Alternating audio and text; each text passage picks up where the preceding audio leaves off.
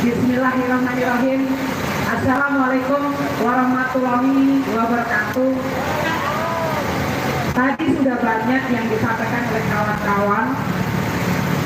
Apa yang menjadi kegelisahan rakyat hari ini adalah antar institusi saling gontok-gontokan. Apa yang diperlukan? Masih ada sesuatu yang harusnya diperbaiki.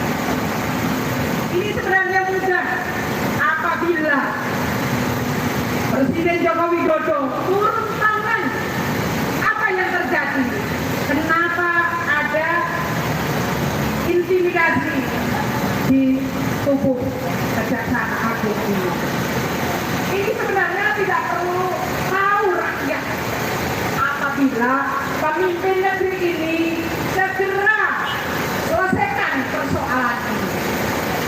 Persoalan sudah carut-marut makin banyak. Kenapa ditambah lagi?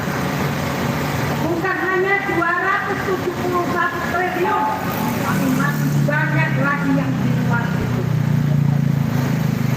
Tapi rakyat miskin, menderita, sakit hati, tapi banyak dana yang dikorupsi oleh segelintir orang, tapi itu tidak mampu untuk diungkap.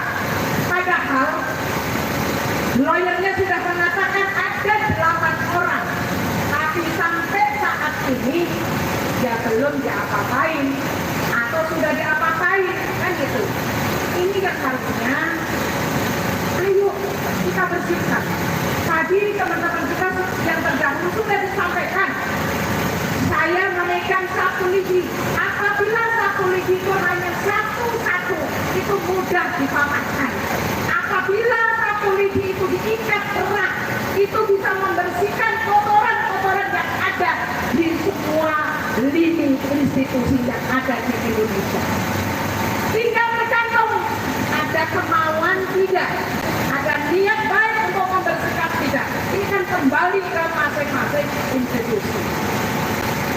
Maka yang tadinya kawan-kawan menyampaikan, ini kan tinggal beberapa bulan Presiden Jokowi untuk membersihkan, untuk membangun kita yang terbaik, tinggal beberapa bulan ini. Tapi ternyata juga tidak mampu, karena semua orang persoalan itu ada di Presiden Joko Widodo. Karena sampai hari ini tidak ada yang bisa dibuat lapangan kerja. Ternyata juga tidak ada, omong kosong. Hanya 3 orang, 4 orang, itu pun di tubuh keluarganya. Yang satu menjadi wali kota, yang satu menjadi wakil presiden, dan satu memimpin sebuah partai. Mendapatkan kartu hanya beberapa hari bisa menjadi ketua umum. Itu kan ajaib sekali di negeri kita ini. Tapi mana mampu untuk membersihkan, mampu untuk menyelesaikan persoalan yang sudah carut-marut di negeri kita ini. Ini yang harusnya.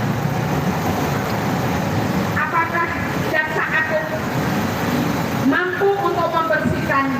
Tadi kami sudah kasih simbol itu. Mudah-mudahan Jaksa Agung dengan timnya punya nyali dan membongkar para koruptor-koruptor yang terjadi, yang berkeliaran di muka bumi ini. Jadi jangan aneh kalau hari ini muncul 271. Ada yang 350 dan berapa lagi yang belum terungkap. Tergantung pada niat tadi. Kami sebagai rakyat mendukung Kejaksaan Agung agar segera mengungkap siapa-siapa dan yang sudah disebutkan nama segera ditangkap dan diadili. Jangan takut, karena kejaksaan ini adalah institusi yang betul-betul garda terdepan untuk mengungkap koruptor korupsi di negara kita. Jangan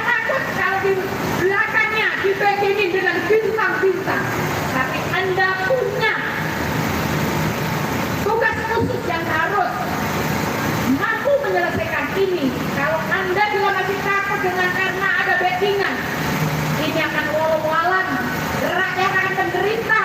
Jangan sekali-sekali kita juga menitipkan nasib pada siapapun. Karena apa? Kita pengen tahu, saya harus ada di luar itu, saya akan sampaikan. Dengan kehadiran undang-undang Omnibus Law ini, investor boleh membawa tenaga kerjanya sendiri. Itu ada di aturan itu. Dan yang kedua yang lebih menyenangkan adalah persyaratan tenaga kerja asing tidak perlu lagi memakai bahasa Indonesia. Padahal bahasa Indonesia itu adalah harga diri sebuah bangsa. Apalagi kalau harga diri sebuah bangsa sudah digadekan.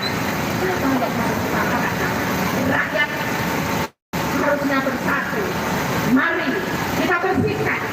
Mari kita bersatu untuk melawan itu.